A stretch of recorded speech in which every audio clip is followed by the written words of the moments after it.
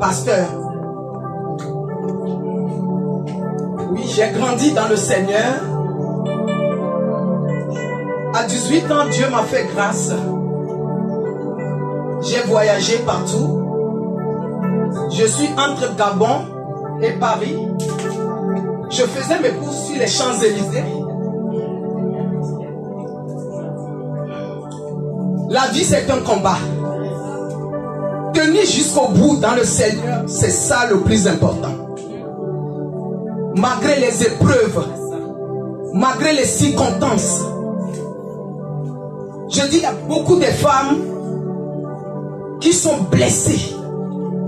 Aujourd'hui, on dit bâtir avec Dieu et être transformé. Comment on peut être transformé si on n'a pas de blessures? À 18 ans, avec la vie que je menais, je peux épouser qui je veux. Il faut imaginer les gens que je fréquentais, que les parents voulaient que j'épouse. Mais moi, j'avais dit non. J'avais décidé d'épouser un frère dans le Seigneur. Avec un frère, nous deux, nous étions victimes. Avec ce frère. Je vais vous expliquer ça. Après, pourquoi nous deux, nous étions victimes.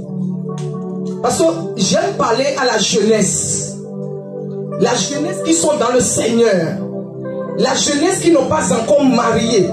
Comment bâtir son mariage sur le rocher qui est Dieu, qui est Jésus-Christ. C'est très important. Avec la vie que je menais, ça m'a permis de faire des affaires.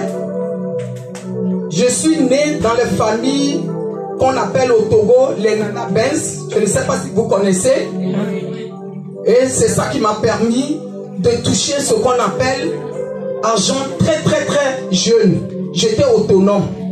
Et je disais, on m'avait oint pour être prophétesse très jeune.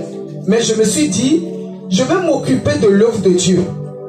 Je dis, je vais devenir simple diaconesse pour aider l'œuvre de Dieu, pour en montrer aux gens ce qu'on appelle le business, comment on peut travailler et sans compter sur l'homme, comment une femme peut développer son potentiel.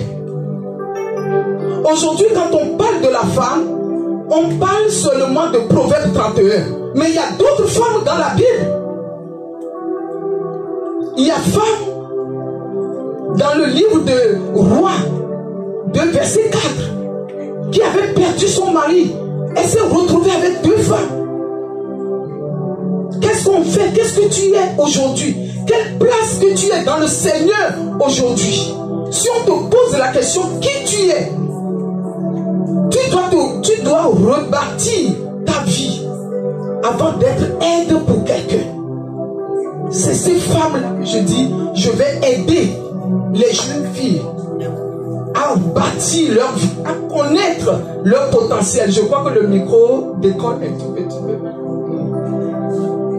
C'était ça ma vie. C'est ça que je faisais dans le corps de Christ. J'avais servi dans le ADD comme diaconesse plus de 15 ans. J'accompagnais les femmes. Comme j'avais dit tout à l'heure, qu'à 18 ans, à 19 ans, j'avais trouvé mon nom dans le Seigneur, mais non, nous étions victimes. Nous avons fait un enfant qu'on appelait drépanocytose. À l'époque, il n'y avait pas de tests. Nous étions dans le Seigneur, mais personne nous a parlé de faire des tests. Et on avait fait cet enfant. Ça bousculait nous deux. Ça nous a perturbés. On se dit, comment être dans le Seigneur pour que le Seigneur accepte ce genre de choses? Je ne sais pas qu'est-ce que toi tu traverses, tu as traversé en étant dans le Seigneur. Comment tu peux rebâtir ta vie, reconstruire ta vie avec Jésus-Christ? C'est lui seul qui est le seul chemin et la vie. Je je dis, reste debout jusqu'au bout. À travers de toutes ces situations, à un moment donné, je suis entrepreneur, je me suis mis sur les réseaux sociaux pour encourager les femmes. Il y a une femme européenne, elle m'avait vu sur les réseaux sociaux, elle m'avait écrit, me dit, Maggie, compte tenu de ton témoignage, je vais t'aider à écrire ton livre. C'est elle qui m'avait écrit, je vais dire gratuitement, ça s'appelle le Saint-Esprit et mon GPS. Ma raison d'être en 2018. À compte de ça, j'ai créé le 7 secrets pour vaincre la peur et le chèque, pour le transformer en une opportunité. Amen. Je me suis dit, la vie d'une mère, c'est le combat. Comment tu fais ton combat? Tu le vois comment? Parce qu'on parle de brisement. On parle de la vie dans le Seigneur. Mais la vie dans le Seigneur, il y a des épreuves. Comment tu traverses les épreuves? Comment toi tu le vois, les épreuves? Quel amour que tu as pour toi-même? Quelle estime que tu as pour toi-même? Quelle est la résilience que tu as pour toi-même? C'est vrai, on peut attendre parler des choses, mais ce que toi-même tu vis, comment tu le vois? On parle de l'entrepreneuriat. Dans l'entrepreneuriat, il y a des épreuves. Dans la vie de couple, il y a des épreuves. Comment tu vois ces épreuves-là? C'était ma vie. C'était ma vie.